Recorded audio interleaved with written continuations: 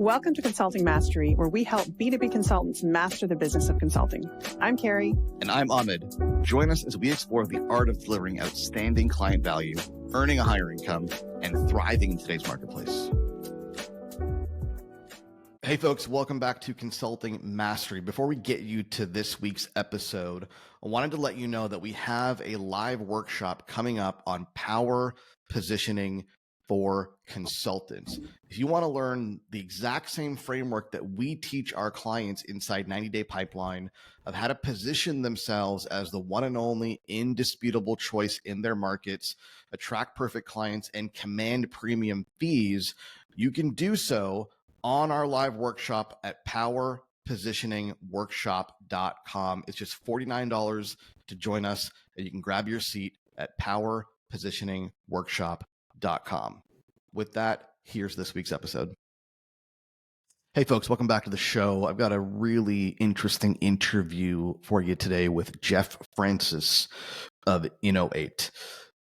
I love this story because Jeff and his team started out in business as a very traditional run-of-the-mill software development agency and came to a point in the business, and he tells this story better than I will, where they started to question, why aren't they doing things differently? And that triggered a fundamental repositioning of the business that, essentially shot them out of a cannon, so to speak. And it's a really interesting case study I want you to pay attention to, because Jeff and his team could have continued running a very traditional run-of-the-mill software agency, and they were doing well, and that was the path they could have gone down. But they chose to do something different, fundamentally different from what other software agencies were doing at the time. And he articulates the benefits and the consequences of that decision. This is a great case study in how to position yourself in a crowded market where there's lots of competitors who, at face value, seem to do the exact same thing that you do. Let's hear it from Jeff. Jeff Francis, thank you for coming on the show, my friend. Hey, good to see you. Thanks for having me. Give folks a quick introduction as to who you are and what you do. Quick state of affairs on the business as it stands today. Sure. So my name is Jeff Francis. I'm the founder of Inno8, where we really position ourselves as a digital innovation studio. We're based in Dallas, Texas. And so we help our clients avoid a lot of the common pitfalls of building custom software products. And so we work with sort of two main groups. It's usually founders that are starting a new software company, a lot of SaaS companies, a lot of mobile app companies, that kind of thing. And then we work with a lot of growth stage software companies that have kind of launched a product, gotten validation, really starting to grow, but they don't really have a robust product team and they need help with that. So that's sort of who we focus on. And we've been at this about 8 years. And in that time, we've been on the Inc. 5000 list a couple of times and kind of had our ups and downs as we kind of found our way. But overall, it's been a fun journey so far. So just in terms of understanding the business, you are, I know the answer to this, but for the sake of the listener, you're not a traditional development shop in that sense. We're really not. I think that was one of the kind of big breakthroughs for us. I think in our early days, when we first started the business, we had a vision of really helping clients drive digital innovation and building software a smarter way. But the first couple of years, we really just were a dev shop. And some of that was a result of taking the opportunities that came our way and not staying real true to our overarching vision and direction of where we wanted to go. And I think, not being totally clear on who it is that we really bring the best value to, right? And so early on, the first couple of years, a lot of it was just word of mouth referrals, getting introduced to people through our network and doing client projects that we knew we were capable of, but we were operating like a dev shop. And I think that, several years ago, and a lot of it was when we went through the 90-Day Pipeline program, was we started to get really clear on, one, we're not on track for doing what we had envisioned when we first started. And I think that was a big breakthrough just because it was a good opportunity to acknowledge we don't like what we're doing. We don't feel like we're on the right path. Let's revisit sort of the original premise of the business and figure out, how do we actually pursue that instead of just kind of taking what comes to us. And we were doing okay, as a business, I guess financially, we were kind of getting along, right? And we were building a team, and there were some good building blocks there, but we weren't real clear on the vision and what would that look like if we were actually on track. And so I think, that conversation was a big starting point of us just acknowledging, hey, we're not happy with this. What do we do about it? And then not too long after that, I think it's probably when I met you, and we did the 90-day pipeline program. And I think that was a big step for us to start to get a lot of clarity around, okay, what kind of success have we had in the past? What capabilities do we have now? If the ideal scenario or the ideal client sort of landed on our front doorstep, what would that look like? And then where do we focus, right? And then from there, we did work to figure out how do we communicate that. I mean, there's one thing, I think, knowing that you can do really good work for a certain type of client, a certain type of scenario, but it's a different scenario. It's a different situation to really know how to communicate that the way that people actually talk. And so I think going through that process and starting with what are the people we really know that we can help the best, and starting to eliminate working on those types of situations or opportunities where it's not a great fit for us. And then from there, we went through figuring out, well, what's our real offer? How do we sort of create an identity around that by naming it? And how do we set it apart as something that really makes us different? And we just, once we got started on that path, the lights started to come on in terms of conversations we were having with people. We would get on a call, we would talk about what we do. And, there wasn't as much of trying to convince them that we knew what we were talking about as much as they were coming to us as an authority. And that made a really big difference in our success rate when we were working deals. There's a ton I want to dig into there. Yeah. Take me back, and we're going to get to all of it. Take me back to, the origin story. What was the idea? What was the impetus? What was the triggering event that made you go off and start what at the time was a dev shop? How did that all happen? Yeah. So prior to starting in 08, I had worked with another startup that was focused on building custom mobile apps. And at the time, that was kind of the app gold rush period where everybody was building an app and it was kind of the hot thing. And that's really kind of where I gained a lot of my knowledge and competency around, custom product development and what's the right way to do it and those kinds of things. And learned a lot of hard lessons in that experience that I was able to kind of bring forward. And, I was there for about 5 years, and I was a minority partner in that business and was ready to do something different. And so I didn't quite know what that was going to be. And so I was kind of wrapping up my role there. And through a mutual friend, I sat down with someone that I had met years before, but we hadn't talked in a while, and we kind of reconnected. And that turned out to be my business partner that I started in 08 with. And so originally when I started the business, I had a partner, and the conversation that we were having was really around that we knew there was a better way to help clients build software, but we were trying to figure out like what's the differentiator or what's the angle that we're going to use that we feel like would serve us long term. So coming from a situation where we were doing specifically mobile apps that was starting to mature, and other kind of buzzy technologies were starting to emerge, and what we really thought the right thing to do was not align with one of those specific technologies, but rather align with helping clients to navigate new technologies that are going to constantly change right into the future. And so the concept really started to get clear around helping clients drive digital innovation, which that's kind of a buzzy word itself. So I don't think people actually talk like that, but the whole premise was that clients are always going to need to build, new software products. They want to do it keeping the future in mind. They want to do it in a smart way where they can reduce risk. So how is it that we can sort of be their guide on that journey? Right. And so that was what we set out to do. We wanted to be more of an innovation studio that focused on helping build software. And in the beginning, I think that the broad vision we were clear on, like we wanted to do that.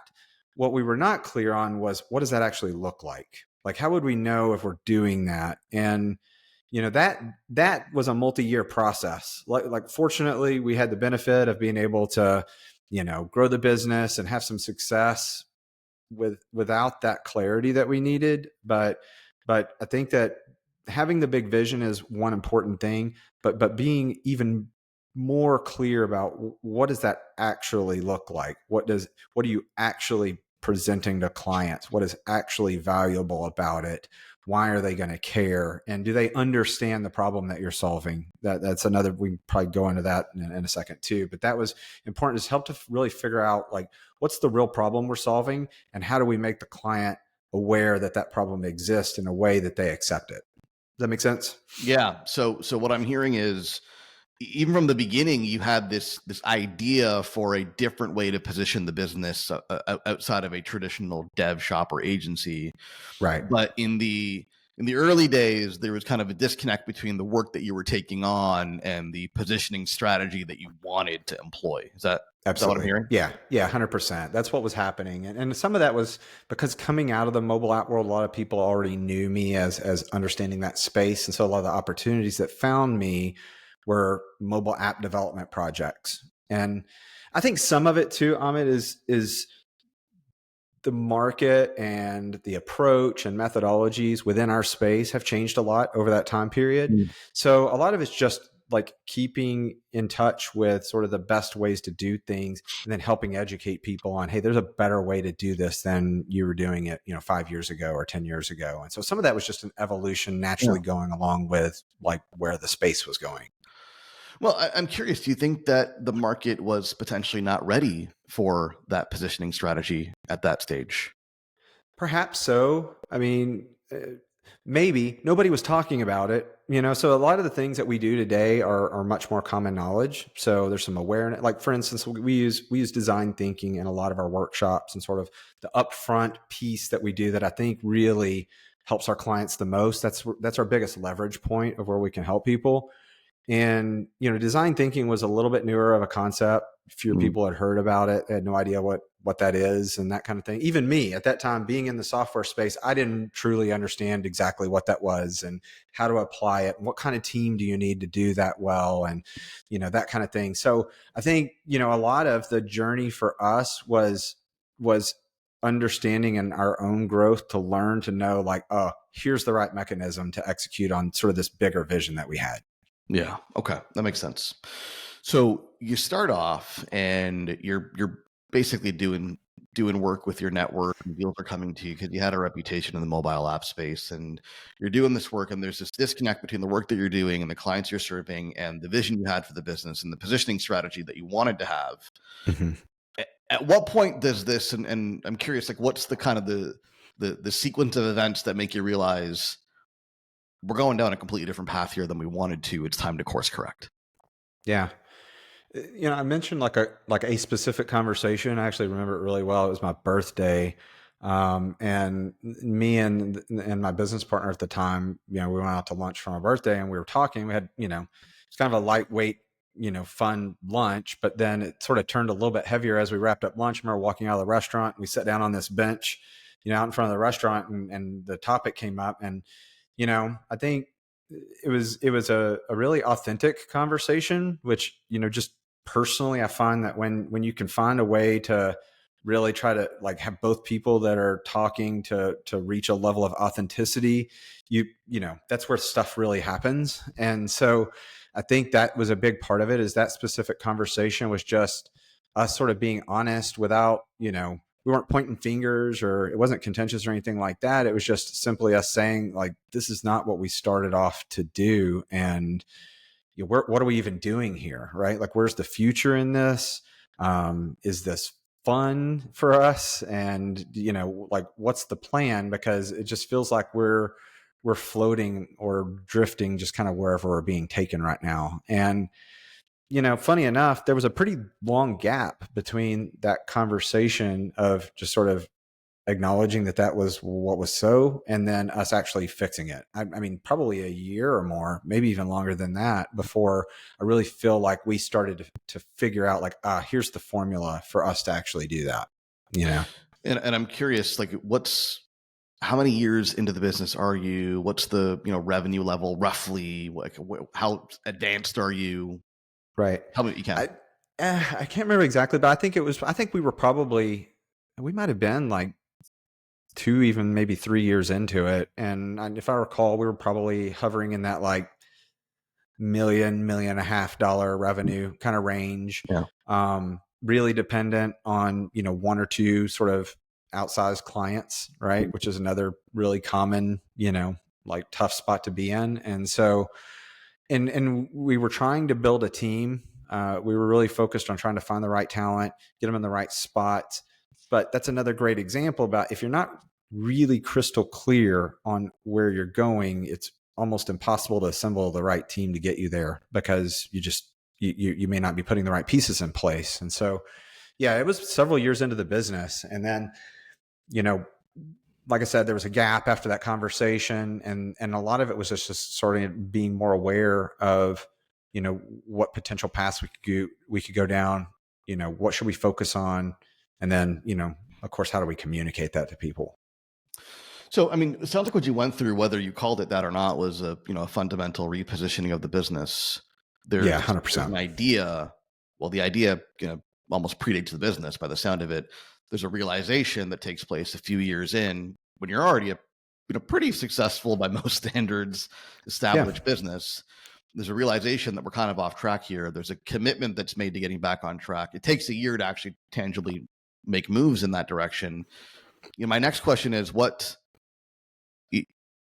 presumably it took a year because things just had to align and click. What was it that kind of clicked after that conversation that made you folks really make a move in the new direction, or the original direction, if you will? I think that us knowing that we weren't clear on it, we did a lot of thinking, and we were a lot more aware and looking around and trying to be on the lookout for what is that, and so at that time, some things started to come up. I mentioned design thinking. We started to be intrigued by that, like learn a little bit more about that, talk to some folks, talk to clients, and get feedback on, are you guys doing any of this? Have you worked with anybody that does this? So just asking a lot of questions. And I would say that sort of 2 pretty significant things happened roughly around the same time. One was we sold a client on an engagement that it was sort of like our version 1 or our MVP version of our innovation lab, which is sort of our main sort of leading offer that we work with clients on. And it was sort of a rough draft version of that. They wanted to build something. Before we dive into building it, how about we go through this process, 4 to 6 weeks, and we're going to use this type of team to work on that. And we're not even going to focus on building the product in this upfront part. Right. And so that was a really big step, because once we did that, we're like, wow, okay, this is tremendously valuable. The project, when we executed on it, when we did the lab and then we moved forward and actually built it, was on budget. It was on time. It was a lot better product. The client was super happy. They got a lot of value out of it. So the feedback was there. And, in that first engagement, we needed to use some outside resources that weren't on our permanent team. So we also started to figure out, okay, what's the makeup of the different people on this team that we need? And if we don't have them, it doesn't mean we have to go hire these really high dollar full-time employees right out of the gate.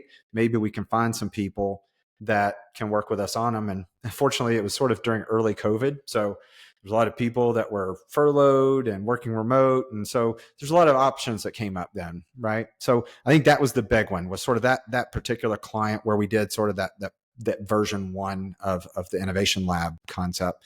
I think that the second thing was probably not too far after that, or maybe it was around the same time, was when we originally, did the 9-day pipeline with you guys. And, at that time I was the main person focusing on business development and marketing. We hadn't really built much of a team for that kind of stuff. It was sort of a small effort at that time. But I remember a lot of the initial worksheets that we did early on, and a lot of those were aimed at, being clear on what's your value proposition, what's your positioning. And that was a big step of really sort of twisting the lens on that to get super clear on it. But then as we did that, then that started to open the door to lots of other steps, like our marketing, things that we can do from a marketing standpoint now, like felt impossible back then. Right. So once we got really clear on who are we talking to, and sort of finding our voice around what are the sort of things that we believe that may not be common knowledge that people want to hear about, and how do we write about that? How do we talk about that? How do we create videos about that? How do we even have those conversations with our clients? That once we got clear on that target, then all of that other marketing stuff started to fall in place. And it didn't happen instantly, but it started to get a lot easier to figure out, like, what kind of content do we even create? Like, what kind of conversations do we even, record and video and that kind of stuff? So you made a really interesting statement there. I want to just double down on it. You said things that, were impossible to do from a marketing standpoint before, now all of a sudden we could do. I'm interpreting what you mean by that is, when you were a kind of a run-of-the-mill dev shop, what do you say to promote a kind of a run-of-the-mill dev shop apart from we're better? We have better people than everybody else. Yeah. Every company out there has the top 5% talent, right? You see kind of the same stuff everywhere. Whereas with this new offer, Innovation Lab is called, right? Or at least it was called at that time. Yep, the Innovation Lab. It's a new offer. It's a new way of doing things. You're incorporating design thinking. There's some very clear differentiation away from your traditional dev shop, presumably targeted at a certain audience. So there's all this now messaging that we can play with that's materially different from what the traditional dev shop would be communicating. That's right. That's right. And I think we had to dig. Into what are people really wanting. Like on the surface, it looks like they want to build a software product. Well, okay, got it. But beyond that, what are they really afraid of? What's going through their head as they're trying to figure out, how am I going to build this? So we went those extra layers deeper to try to understand, like, like a big fear here is burning through your budget and not getting anything out of it, right? Or picking the wrong partner and you build a product that doesn't work, or you waste all your time, or, I'm raising this money from investors and, I'm lighting it on fire because we're not getting this out the door. I mean, there's all these sort of things that we started to examine and look at, try to understand better. And then what we really started to figure out is that what we were offering our clients was sort of the antidote to risk. Like we started to talk a little bit about that our Innovation Lab creates a lot of clarity, like clarity around what are we actually building? What problem are we actually solving? Who is it for?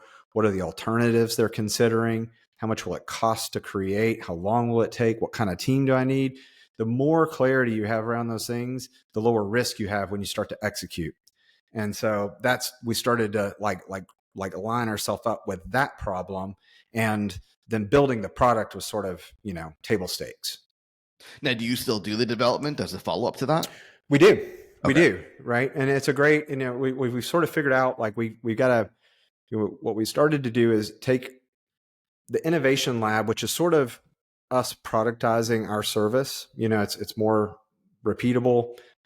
It's more reliable in how we execute on it. And then, we found that that's the on-ramp, and that, that adds a lot of value to our clients, but we needed to come up with similar product offers that follow our clients through the life cycle, right? So when they're working in the beginning, the lab might be good for them, or if they got an existing product and they're looking to take a big next step, that's another point where that might make sense.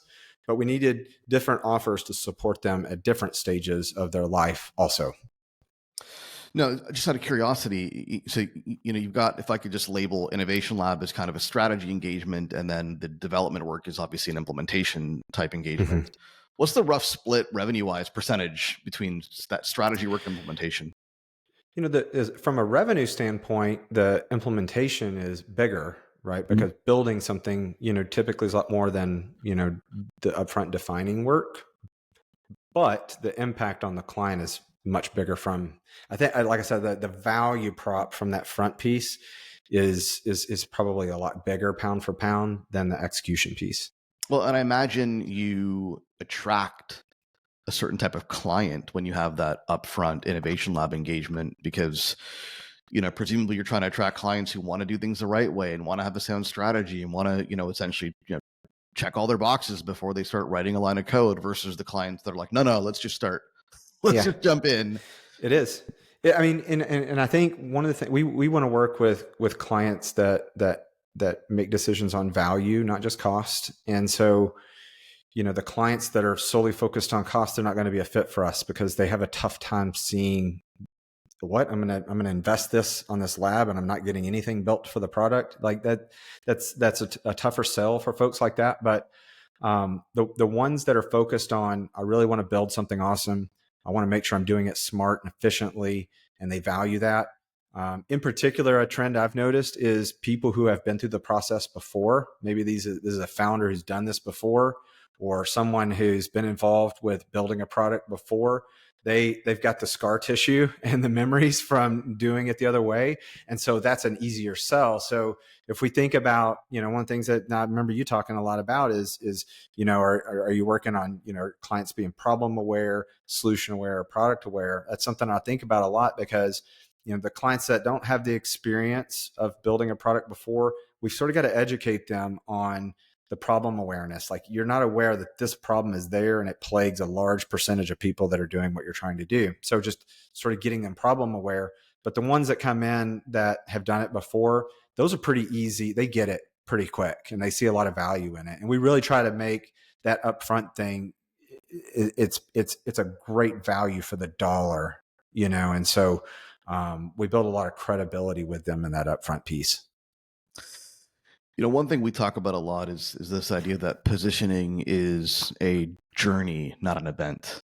Mm-hmm. And you may recall coming through 90-day pipeline, we try to tell people, like, you're not going to arrive at perfect positioning on day 91. That's not practically something that you can do, but you will evolve, and it will evolve over time. And you want to be obviously narrowing your focus and making your positioning stronger. I'm curious, do you feel like the process was the process and the journey was the journey, and that's how it had to be? Or do you feel like there were opportunities to maybe shortcut it along the way? I completely agree with the notion that it's a journey. I kind of view working with you guys through the 90-day pipeline, and then even, the program after that for a while, was sort of building the muscles to do that on our own on a continual basis. I still think we do the same sort of thing now. We do it better. We do it faster. We're more observant. We know how to test. We can do things a lot better because we've built those muscles. And then over time, we built processes and we assembled a team. And so, I think early on, I thought about it a lot as like, oh, I got to get this right, because if I don't get this right, then, everything else after this isn't going to work very well. And I think that's wrong. I think it's more about just building the confidence and building those capabilities. And then, we sort of recycle that process over and over and over again. Yeah. I mean, the interesting thing about your story is it's very common in the sense of, most folks end up building a considerable business before they realize they have a positioning problem. Because it can be a bit of luxury, right? Like, you're busy and all of a sudden you realize you're busy doing things that maybe you don't want to be doing. And then the light bulb goes off. Maybe there's a better way to do things. Which should make you exciting, right? If you were able to build some success without that, then imagine what you can do if you get that right. Yeah. And I think that was the story for us. We were sort of making it along.